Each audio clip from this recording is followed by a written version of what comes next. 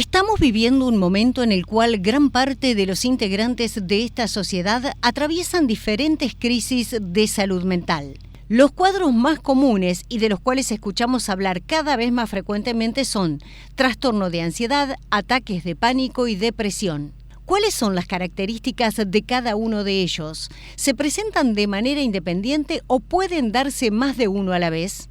Los trastornos de ansiedad, principalmente el trastorno de ansiedad generalizada, que es en la prevalencia en Argentina es altísima, más del 16-17% de la población sufre trastornos de ansiedad generalizadas, y no solamente es la ansiedad en sí, es todo un síndrome importante, sino que también aparecen síntomas como las preocupaciones en exceso, ¿sí? Estar pensando mucho en lo que puede llegar a pasar y de formas muchas veces dramáticas, catastróficas. También aparecen síntomas como la tensión muscular, y las personas no pueden asociarlo, pero aparecen esas tensiones en el cuerpo, en las contracturas en los hombros, en las cervicales.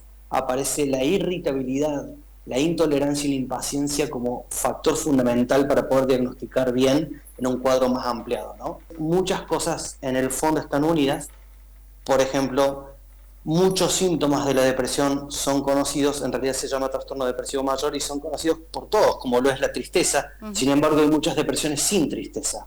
Hay apatía, hay desgano, falta de voluntad, de iniciativa, lo que se llama clinofilia, que es la tendencia a estar mucho más tiempo en la cama, hipersomnia o insomnio, aumento del apetito o disminución, pueden ser los dos síntomas también. Una de las características más importantes de la depresión justamente es eso, la falta de voluntad, de deseos, de ganas, se pierde el placer por cuestiones químicas. Y las crisis de pánico, para ser concreto, en realidad son crisis que suelen durar entre 15, 20, hasta 30 minutos como mucho, en donde hay mucha sintomatología física, como mareos, vértigos, temblores, sudoración, y asociado no solamente a la angustia con opresión en el pecho, taquicardias, palpitaciones, sensación de falta de aire, sino también miedo. El miedo es clave en la crisis de pánico, que muchas veces se confunde, la persona la confunde con que puede estar sufriendo un ataque cardíaco inclusive, claro, ¿sí? O una ACV. Y es muy importante porque el miedo es un miedo brutal, es brutal. Quien lo sufre es brutal. El miedo a volverse locos, el miedo a morir, el miedo a perder el control de todo, es brutal. Esas son las cualidades o características diferenciales entre los tres cuadros. Según datos de la Organización Mundial de la Salud, en 2019 casi 1.000 millones de personas, incluido el 14% de los adolescentes del mundo, vivían con un trastorno mental. En el 2020, la pandemia llegó para empeorar la situación y las consecuencias de la misma siguen apareciendo inclusive después de 3 años. Hay estudios que hablan de depresiones muy importantes en la adolescencia. De hecho, es muy alto el nivel de inclusive suicidios en la adolescencia, como en la edad mayor, ¿no? En la cuarta edad, tercera, cuarta, es muy alta la tasa de suicidios, ¿sí? En todas partes del mundo. La depresión es más frecuente en la mujer, ¿sí? Que en el hombre, pero también porque el hombre está estructurado de algún modo a llevarla igual adelante, le pase lo que le pase. Es como que el hombre cuando llega a la depresión ya está como en las últimas, ¿no? Como que ya no quedó más nada de fuerzas para intentar no mostrarla. Le enmascara mucho más que la mujer, pero la mujer también puede enmascarar. Pero el punto es que la mujer en algún punto tiene como, siempre tuvo más permiso para expresar y mostrar que no está bien o no se siente bien, ¿sí? Y el hombre lleva mucho más fuerte y más marcado el trastorno de ansiedad.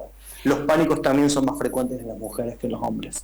Sin lugar a dudas, esto nos afecta a todos, empleados, profesionales, estudiantes, trabajadores, jóvenes, adultos, hombres, mujeres y también a los famosos. En efecto, últimamente algunas personalidades de la industria de la música y del cine vienen ayudando a crear conciencia a partir de reconocer sus problemas y hablar de sus luchas internas. Estoy convencido de que ayudan, principalmente porque las personas en común, cuando miramos a personas que son famosas o son conocidas, tendemos a una mirada interna de cuál es nuestra vida en realidad. Y nosotros sí, parece que sí tenemos motivos y causas por las cuales estar o deprimidos o con unos estados de ansiedad enormes porque nosotros tenemos problemas económicos, porque no llegamos a no sé qué a fin de año, porque hay que pagar cosas, porque nuestra empresa tal y cual situación, porque nuestra pareja tal y cual otra. Entonces consideramos nuestra vida común o general llena de conflictos, llena de problemas, llena de dramas que hacen a que nos podamos explicar a nosotros mismos por qué nos pasa lo que nos pasa. Y nuestra propia mirada focalizada y sesgada hacia alguien famoso como Alejandro Sanz o Tini en este caso, y es como pareciera que hiciéramos un 1+1=2 y creyéramos que entonces ellos no tienen los mismos problemas que nosotros, que somos personas comunes, ¿no? Como que no deberían tenerlo. Entonces cuando lo muestran también su lado más sensible y más humano, se acercan mucho más a las personas y obviamente, o por lo menos para mí es bastante obvio, que hace a que haya una especie de invitación a asumir y a soportar que no estamos bien, y desde ese lugar, si alguien lo dijo, ellos también entonces tal vez pueda decirlo. Es importante en estos casos poder detectar lo que se está sintiendo e identificarlo. La consulta con un especialista y la contención del entorno más cercano. Se lo puedo decir a mi familia, se lo puedo decir a mi pareja, se lo puedo decir a las personas que están alrededor mío, como método de acompañamiento y ayuda para que me empujen y me impulsen a salir adelante con un mínimo, aunque sea intento, por tratar de resolver lo que me pasa, sobre todo en la depresión. La depresión es donde es más difícil, porque Bien. se ve todo oscuro, se ve todo negro, no hay salida. La empatía es fundamental en estas situaciones. Hay que entender que las personas presentan una sintomatología muy particular, acompañada de miedos que paralizan, aunque mayormente sean infundados. Hace poco tiempo veía un artículo muy importante hecho en Estados Unidos, retrospectivo y proyectivo.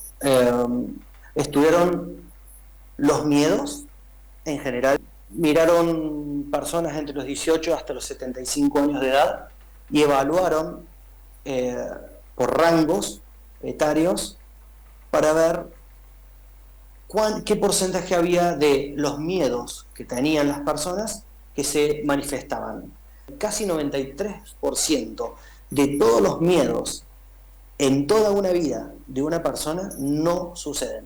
Casi el 7 y pico por ciento restante incluye los miedos lógicos y biológicos. Es como si me sale una serpiente, voy a tener miedo, es lógico.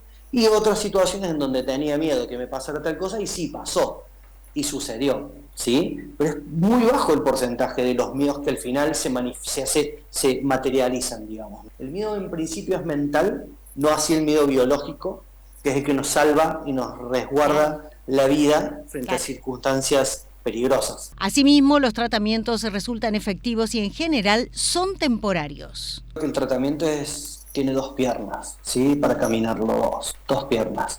Una es la psicofarmacológica, en los casos de ser necesario, no siempre es necesario, pero en el caso de que sea, sí, es clave distintos tipos de medicamentos. Principalmente de lo que estamos hablando son dos, fundamentalmente antidepresivos y ansiolíticos muchas veces. Se puede agregar alguna otra cosa.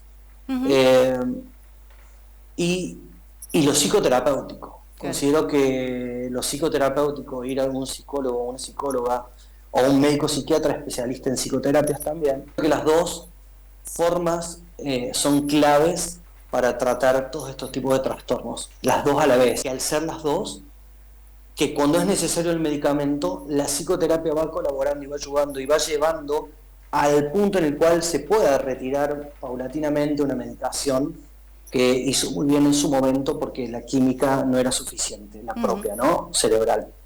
Y el medicamento regulando y estabilizando estos sistemas, principalmente a nivel serotonina, regulándolo, bueno, uno en poco tiempo, en 3, 4 semanas, comienza a sentir el efecto propio del medicamento e inclusive sin terapia. Pero cuando tenemos una psicoterapia agregada, todo es mucho más llevable, ¿sí? Inclusive tenemos un pronóstico muchísimo mejor, porque el cerebro en su neuroplasticidad aprende y encuentra nuevos métodos, nuevos sistemas o vías para resolver los distintos tipos de conflictos.